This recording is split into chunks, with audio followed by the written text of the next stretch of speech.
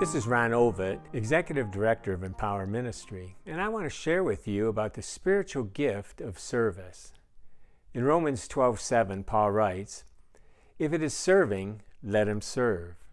In the biblical language, service means to aid, relieve, help, attend, or to wait on people through menial duties. It is where we get our words deacon, minister, and servant. Service can include almost any work that benefits others. Jesus washed the feet of his disciples and said that the greatest will be servant to the rest. His disciples were to minister or serve others, especially the needy. Service is helping those unfinished, often thankless details as a servant of God in the church. It is volunteering to get the job done. You love the church and want to help where you can and where you're needed, not minding the mundane or labor-intensive task. Your attitude is, I'm happy to serve Jesus in the church. Someone has to do it. It might as well be me. Now, what are some benefits of this gift? Well, Stephen's service, when he waited on tables for the widows in Acts 6, allowed other apostles to pay more attention to the preaching and teaching. Today, as we serve in the church, it frees up the pastors and teachers to minister the word. It is also an important part of need-based evangelism. What are some pitfalls?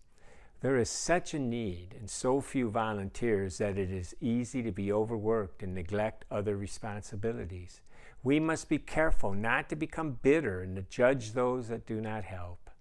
It is also possible to fall into pride and serve for the recognition that we get, or be jealous if someone outshines us.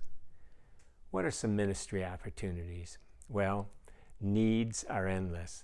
Every church and ministry has a list of chores that need to be completed.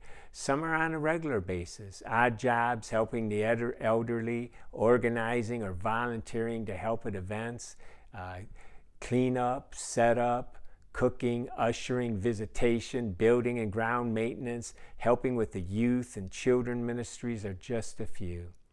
Besides in the church, there are numerous needs in the community that the church should be addressing. The gift of service is an important gift, needed to help the church fulfill its responsibilities. So what's some further training? Service in a ministry is not always like service in a secular corporation. Often we don't have the best equipment or any budget to speak of. There's usually a shortage of workers, and those that do volunteer often will not have the professional skills. The best training seems to come from experience. It is learning perseverance, humility, and determination that will pay off. Leadership, management, and organizational techniques can help with the running of service projects. God has gifted you with a purpose, and I trust that God will guide you and mature you in this spiritual gift of service as you seek to serve Him.